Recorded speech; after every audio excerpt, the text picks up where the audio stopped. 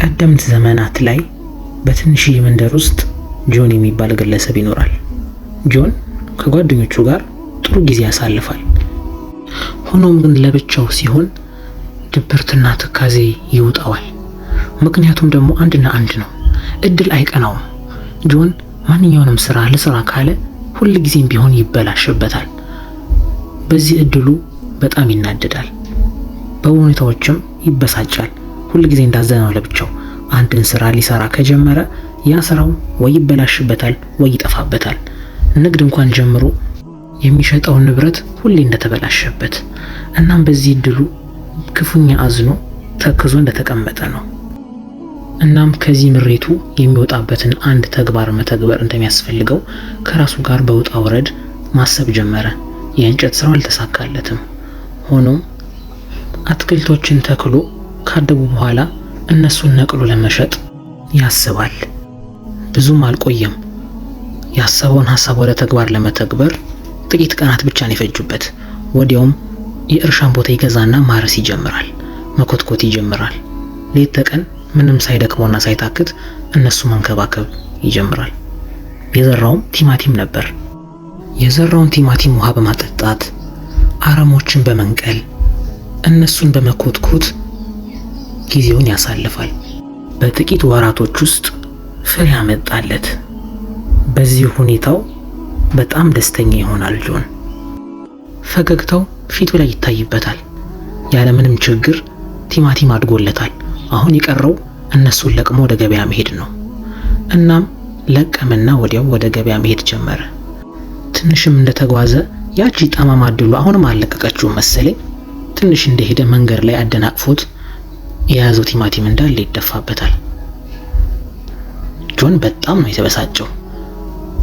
ከዛም እያጉረመረመ የቀሩትን ቲማቲሞች ከመሬት ላይ ሰብሰብ በማድረግ በቅርጫቱ ላይ አድርጎ ጉዞውን ወደ ገበያው አደረገ። የቀረውን ቲማቲም ተሸክሞ መንደሩን ካቋረጠ በኋላ ገበያ ይደርሳል።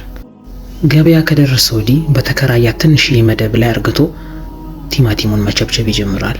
ሆኖም አሁንም ቢሆን የሚገዛ ሰው አልመጣለትም። አድካሚና አሰልቺ ቀን አሳለፈ። አሁንም ቢሆን ዞር ብሎ የጆንን ቲማቲም የሚገዛው የለም። መጨረሻ ላይ አንድ ሽማግሌ ይመጡና እጁ ላይ የቀረውን ሁሉንም ቲማቲም መግዛት እንደሚፈልጉ ይነግሩታል። እንዲህ ያደረጉት ግን ከደግነት በመነሳት ነው። ምክንያቱም ጆን ፊቱ ላይ ድካም ይታይበታል። ከነጋ ምንም የሸጠው ነገር የለም። እናም በዚህ ሁኔታው እጅግ ደስተኛ ይሆናል። ምክንያቱም ቀሪ ቲማቲሙን ለሽማግሌው ከሸጠ ወዲህ ወደ ቤቱ ነው የሚሄደውና ሽማግሌው ገንዘቡን ቆጥረው ይሰጡታል። አሁንም ያጠማማ እድሉ አለ መሰለኝ። የሰጡት ገንዘብ ሙሉ ለሙሉ በንፋስ ይወሰዳል። አሁን ደግሞ ንፋስ የጣለውን ገንዘብ ፍለጋ ሩጫ። የጆን ድካም ባጋጠመው ነገር ጆን በጣም ተናዷል። ሆኖም ግን አምላኩን አያማርርም። ፈጣሪ ፈቅዶ ሆኗል እያለ ራሱን ያጽናናል። ሽማግሌውም ቲማቲሙን ወስድብሃለሁ ብለው ግግም አላሉም።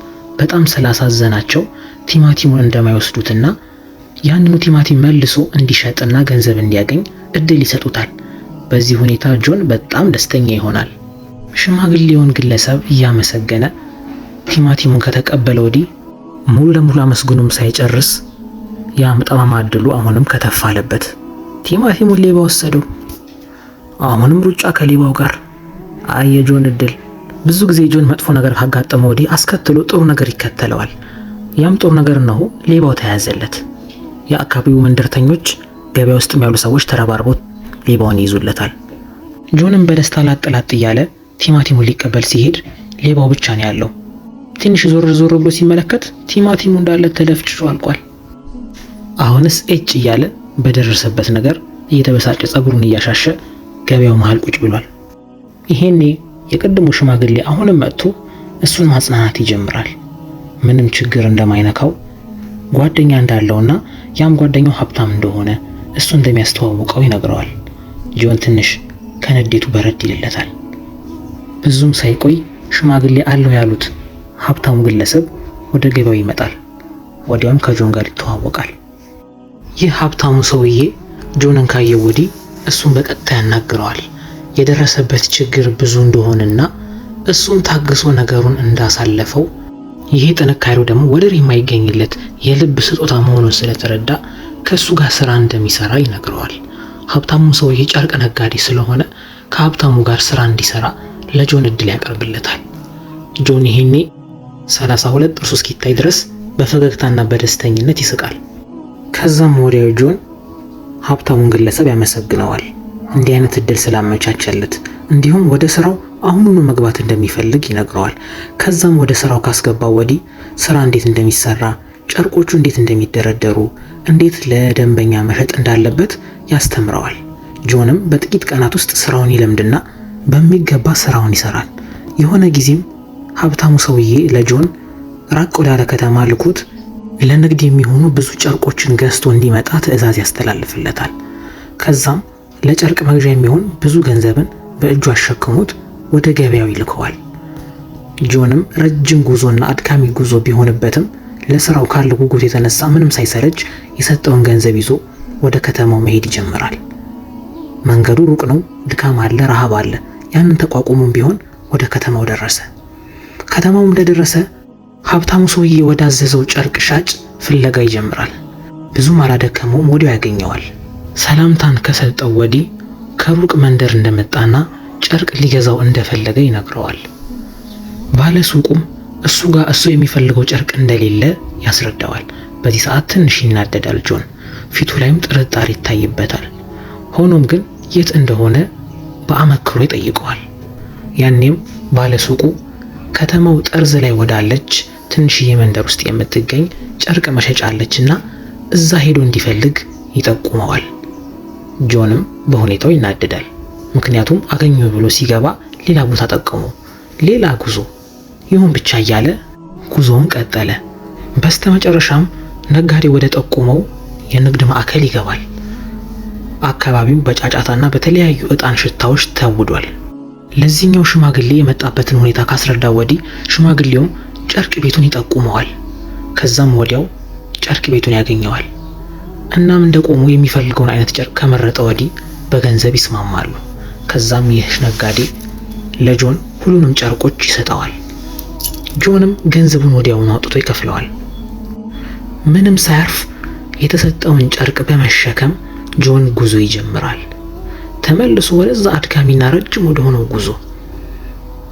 በጣም የሥራ ጉጉት ስላለው ጆን ያለምንም ድካም አህያም ፈረስም ሳይፈልግ ራሱ ተሸክሞ ጉዞ ይጀምራል። መሃል መንገድ ላይ ሲደርስ ኃይለኛ ዝናብ ይመጣበታል። ዝናቡን ተቋቁሞ መራመድ ላይ ነው። አሁንም ግን ዝናቡ ስለበረታበት ልብሱ እንዳለ ይወድቅበታል። ውሃ ያቆረች ጉድጓድ ነገር ውስጥ ስለነበር የገባው እሱም ሳይቀር ሙሉ ልብሱም ረጠበ። ጆን በሁኔታው ተደናገጠ። ልብሱን ሲያዩ ሁሉ ነገሩ ቆሽሿል፣ ጭቃ በጭቃ ሆኗል። ሊያጸዳውን ቢሞክር አልቻለም። አሁንስ ምን ሊውጠኝ ነው እያለ በሐዘን ተውጧል። ጆን እንባ ቀራራ አይኑ፣ ሊያለቅስም ፈልጓል። የሆነ ምሽቱን የሆነ ቦታ ማሳለፍ አለብኝ ብሎ ስለፈለገ ወዲያውም ጉዞ ይጀምራል። ከዛም አንዲት የጭቃ ቤት ያያል። ጠጋም ብሎ ማንኳኳት ይጀምራል። ከዛን አንድ ምስኪን አሮጊት በሩን ትከፍትለትና ምን እንደነካው ትጠይቀዋለች። ጆንም ያጋጠመውን ነገር ሁሉ ምንም ሳያስቀር ዝርዝሩ ይነግራታል። እሷም ወደ ቤቱ እንዲገባ ግብዣ ታቀርብለታለች። ጭቃ የነካበትን ልብስ እንዲሰጣትና እንደምታጥብለት ትነግረዋለች። አሮጊቷ የተለያዩ ቅጠላ ቅጠሎች ስላላት የቆሸሹትን ልብሶች አንድ በአንድ ለቅማ ማጠብ ጀመረች። ቆሻሾቹ አይኑ እያየ እየጸዱለት መጡ። ልብሶቹም ፍክት ብለው ወደ ቀድሞ ነጣታቸው ተመለሱ። ይህኔ ጆን በጣም ተደናገጠ። ምክንያቱም እንዲሆናል ብሎ አልጠበቀምና ደስም ብሎት ልብሶቹን ማየት ይጀምራል። ከዛም ጆን በደስታ ለአሮጊቷ የተወሰኑ ሳንቲሞችን ይሰጣታል። አሮጊቷ መልሳ ሳንቲሙን እንደማትፈልግና የተቸገረ ማንኛውም ሰው ለመርዳት ዝግጁ እንደሆነች አበክራ ትነግረዋለች። ጆን በጣም ደስተኛ ነው። አመስግኗት ልብሶቹን ተሸክሞ ጉዞ ይጀምራል። መንገዱንም እየተጓዘ ሳለ መንገዱ መሃል ላይ አሁንም ችግር አጋጠመው። አንድ ገበሬ እርሻው ተቃጥሎ የሚረዳውን ሰው እየፈለገ እየጮኸ ነበር። ያኔ ጆን ወዲያው ሰውየውን ለመርዳት ልብሱን ከላዩ ላይ ያወርድና ወደሱ ጠጋ ማለት ይጀምራል። ገበሬውን እየረዳው ሳለ እሳቱ የጆን ልብሶች በሙሉ አቀጣጠለበት። ጆን ይሄኔ እሳቶቹን ለማጥፋት አፈር እየዛቀ ቢበትንም አንዲትም ቢሆን የተረፈ ልብስ የለውም። ሁሉም ልብሶቹ ተቃጥለው አለቁ። ይሄኔ ጆን ክፉኛ አዘነ። ከዚህ ፊት አዝኖ ከሚያውቀው የበለጠ አዘነ። ምን ብዬ ነው ለነጋዴው ነግረው እያለ እያሰበ ወደ መንደሩ ደረሰ። እንደደረሰም የተፈጠረውን ነገር ሁሉ ለነጋዴው ይነግረዋል። ጉዞ ከወጣበት ቀን አንስቶ እስኪመለስ ድረስ በመሃል ያጋጠሙትን እያንዳንዱን ክስተቶች፣ መንገድ ላይ ጭቃ እንደነካበት፣ የተቃጠለበትም ደግሞ አንድን ምስኪን ሰውዬ ሊረዳ ሲሞክር እሳት ተፈናጥሮ ልብሱ እንዳነደደው ይነግረዋል። ይሄኔ ነጋዴው ክፉ ቃል አልተናገረውም። የሰራውን ገንዘብ ከሰጠው ወዲህ በቀጣይ ከሱ ጋር ስራ እንደማይሰራና እንዳባረረው ይነግረዋል። ይሄኔ ጆን አልተናደደም፣ ምክንያቱም አላስከፈለውም። ይባስ ብሎ የሰራበትን በመስጠቱ ደስ ብሎታል። እሺ ብሎ አመስግኖት ወደ ቤቱ ሄደ። ቤቱም ቁጭ እንዳለ ባለችውና በቀረችው ገንዘብ የሆነ ስራ መስራት እንዳለበት ስላቀደ ዝም ብሎ ወደ ገበያ ሄደ። ገበያው ላይ አንዲት ምስኪን አሮጊት በጎችን ትሸጣለች። የገዛት ግን የለም። አንዲት ከሲታ በግ ግን አላት። በመጨረሻም ጆን ያችን ከሲታ በግ ለመግዛት ይወስናል። ምክንያቱም እጁ ላይ ያለው ገንዘብ ወፋፍራም በጎችን ለመግዛት አቅም የላቸውም። እቺ ከሲታ በግ ሴት ናት። በስተመጨረሻም ከአሮጊቷ ለመግዛት ይፈልግና ያናግራታል። አሮጊቷም እችን ከሲታ በግ ሊገዛት እንደሆነ ስለተረዳች ጠጋ ብላ ታናግረዋለች። እሱም ገንዘቡን ይሰጣታል። እሷም ደስተኛ ትሆናለች። በስተመጨረሻም ጆን በጉን ይዞ ወደ ቤቱ ይሄዳል። ቤቱም ከደረሰ ወዲህ የሚበላ ነገር ስላጣ አርዶ ሊመገባት ፈልጎ ነበር። ሆኖም ግን የሆነች ተስፋ አለኝ በማለት ማረዱን ትቶ በጓን መቀለብ ይጀምራል። እሷኑ ሳይታክት ሳርና ውሃን በየቀኑ እየሰጠ ደህናና ምታምር ፍፍት ያለች በግ ትሆንለታለች። በስተመጨረሻም እሷ ወልዳ ብዙ በጎች ይሆኑለታል። ጆንም በአካባቢው ላይ ሀብታምና ባለ ብዙ ሀብት ያለው ነጋዴ ይሆናል። የትዕግስት ፍሬዋ ይህ ነው።